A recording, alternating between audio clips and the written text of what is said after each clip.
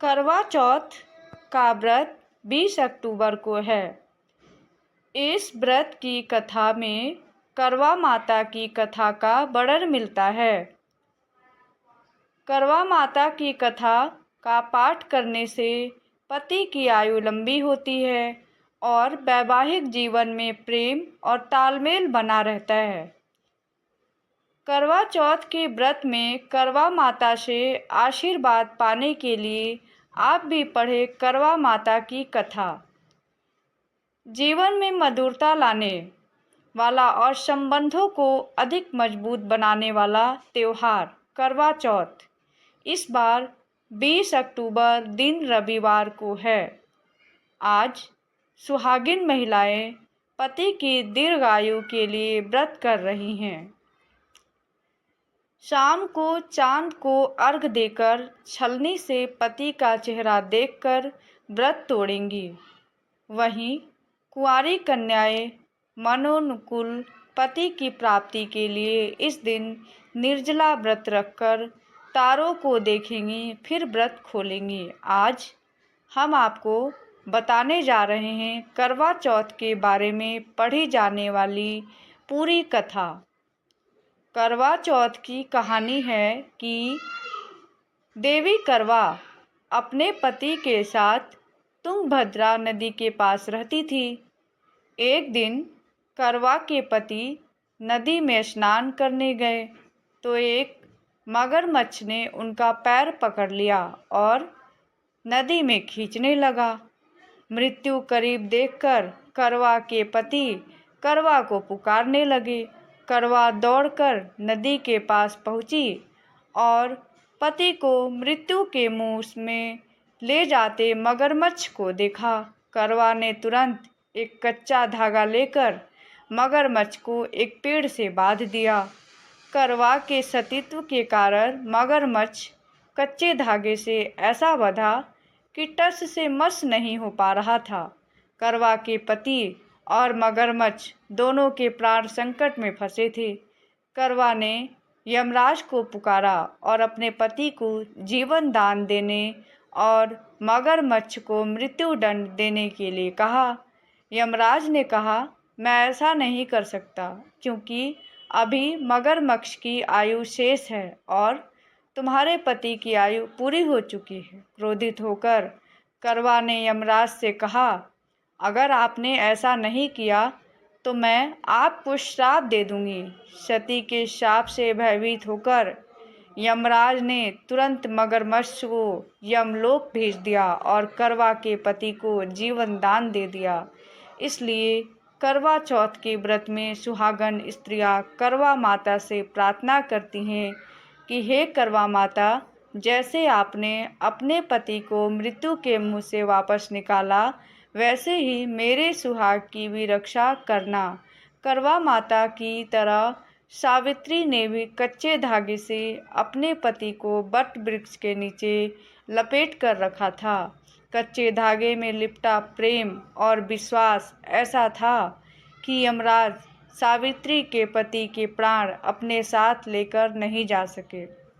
सावित्री के पति के प्राण को यमराज को लौटाना पड़ा और सावित्री को वरदान देना पड़ा कि उनका सुहाग हमेशा बना रहेगा और लंबे समय तक दोनों साथ रहेंगे।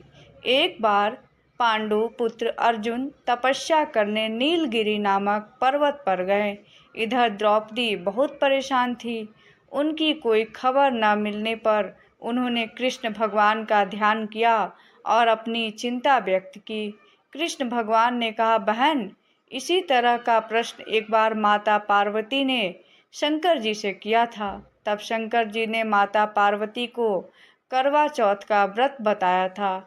इस व्रत को करने से स्त्रियां अपने सुहाग की रक्षा हर आने वाले संकट से वैसे ही कर सकती हैं जैसे एक ब्राह्मण ने की थी। प्राचीन काल में एक ब्राह्मण था। उसके 7 लड़के और एक गुणवती कन्या थी। एक बार लड़की मायके में थी, तब करवा चौथ का व्रत पड़ा। उसने व्रत को विधि पूर्वक किया और पूरे दिन निर्जल रही, कुछ खाया पिया नहीं। पर उसके 7 भाई परेशान थे कि बहन को प्यास लगी होगी, भूख लगी होगी, पर बहन चंद्रोदय के बाद ही जल ग्रहण करेगी। भाइयों से रहा नहीं गया। उन्होंने शाम होते ही बहन को बनावटी चंद्रोदय दिखा दिया। एक भाई पीपल की पेड़ पर छलनी लेकर चढ़ गया और दीपक जलाकर छलनी से रोशनी उत्पन्न कर दी। तभी दूसरे भाई ने नीचे से बहन को आवाज़ दी, देखो बहन, चंद्रमा निकल आया, पूजन कर भोजन ग्रहण करो। बहन ने भोजन ग्रहण किया। भोजन ग्रहण करते ही उसके पति की मृत्यु हो गई। अब वह दुखी हो विलाप करने लगी। तभी वहाँ से रानी इंद्राणी निकल रही थी। उसने उनका दुख न देखा गया। ब्राह्मण कन्या ने उनके पैर पकड़ लिए और अपने दुख का कारण पूछा। तब इंद्राणी ने बताया, तूने बिना चंद्र दर्शन किए करवा चौथ का व्रत तोड़ दिया, इसलिए यह कष्ट मिला। अब तू वर्ष भर की करवा चौथ का व्रत नियम पूर्वक करना तो तेरा पति जीवित हो जाएगा। उसने इंद्राणी के कहे अनुसार चौथ व्रत किया तो पुनः सौभाग्यवती हो गई। इसलिए प्रत्येक स्त्री को अपने पति की दीर्घायु के लिए यह व्रत करना चाहिए। द्रौपदी ने यह व्रत किया और अर्जुन सकुशल मनोवांछित फल प्राप्त कर वापस लौट आए।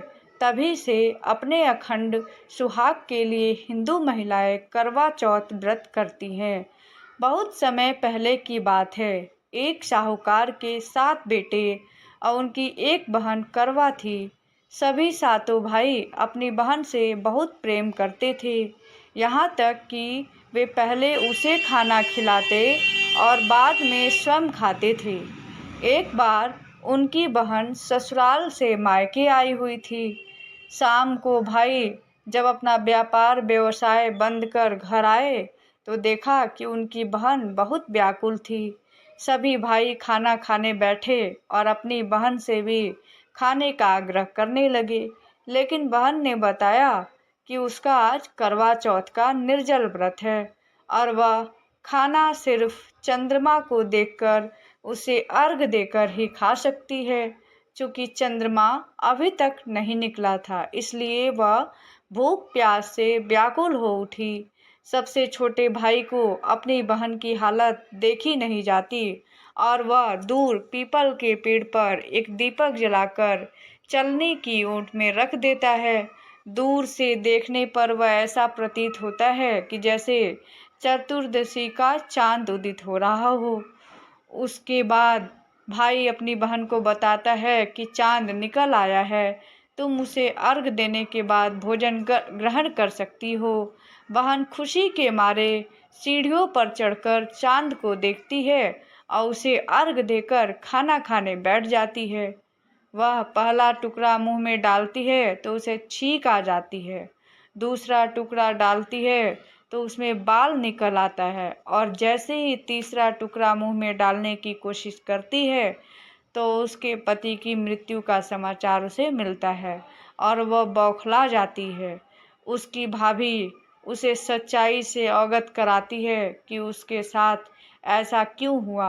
करवा चौथ का व्रत गलत तरीके से तोड़ने के कारण देवता उससे नाराज हो गए और उन्होंने ऐसा किया। सच्चाई जानने के बाद करवा निश्चित करती है कि वह अपने पति का अंतिम संस्कार नहीं होने देगी और अपने सतीत्व से उन्हें पुनर्जीवित जीवन दिलाकर रहेगी। वह पूरे 1 साल तक अपने पति के शव के पास बैठी रहती है और उसकी देखभाल करती है। उसके ऊपर उगने वाली सुई नुमा घास को वह एकत्रित करती जाती है। 1 साल बाद फिर करवा चौथ का दिन आता है। उसकी सभी भाभियाँ करवा चौथ का व्रत रखती हैं। जब भाभियाँ उससे आशीर्वाद लेने आती हैं तो वह प्रत्येक भाभी से यम सुई ले लो, पिय सुई दे दो, मुझे भी अपनी जैसी सुहागिन बना दो, ऐसा आग्रह करती है।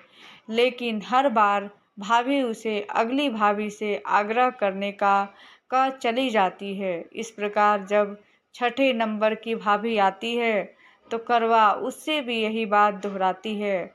यह भाभी उसे बताती है कि चूँकि सबसे छोटे भाई की वजह से उसका व्रत टूटा था, अतः उसकी पत्नी में ही शक्ति है कि वह तुम्हारे पति को दोबारा जीवित कर सकती है। इसलिए जब वह आए तो तुम उसे पकड़ लेना, और जब तक वह तुम्हारे पति को जिंदा न कर दे उसे नहीं छोड़ना। ऐसा कहकर वह चली जाती है। सबसे अंत में छोटी भाभी आती है। करवा उससे भी सुहागिन बनने का आग्रह करती है, लेकिन वह टाल मटोली करने लगती है। इसे देख करवा उन्हें जोर से पकड़ लेती है और अपने सुहाग को जिंदा करने के लिए कहती है। भाभी उससे छुड़ाने के लिए नोचती है, खसोटती है, लेकिन करवा नहीं छोड़ती। अंत में उसकी तपस्या को देख भाभी पसीज जाती है और अपनी छोटी उंगली को चीरकर उसमें से अमृत उसके पति के मुंह में डाल देती है।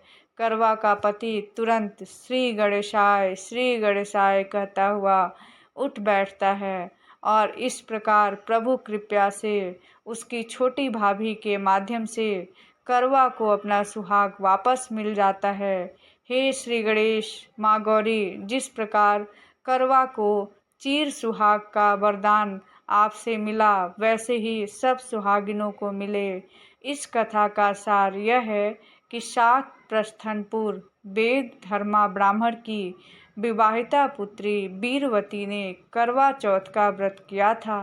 नियम अनुसार उसे चंद्रोदय के बाद भोजन करना था, परंतु उससे भूख नहीं सही गई और वह व्याकुल हो उठी। उसके भाइयों से अपनी बहन की व्याकुलता देखी नहीं गई और उन्होंने पीपल की आड़ में आतिशबाजी का सुंदर प्रकाश फैलाकर चंद्रोदय दिखा दिया और वीरवती को भोजन करा दिया। परिणाम यह हुआ कि उसका पति तत्काल अदृश्य हो गया।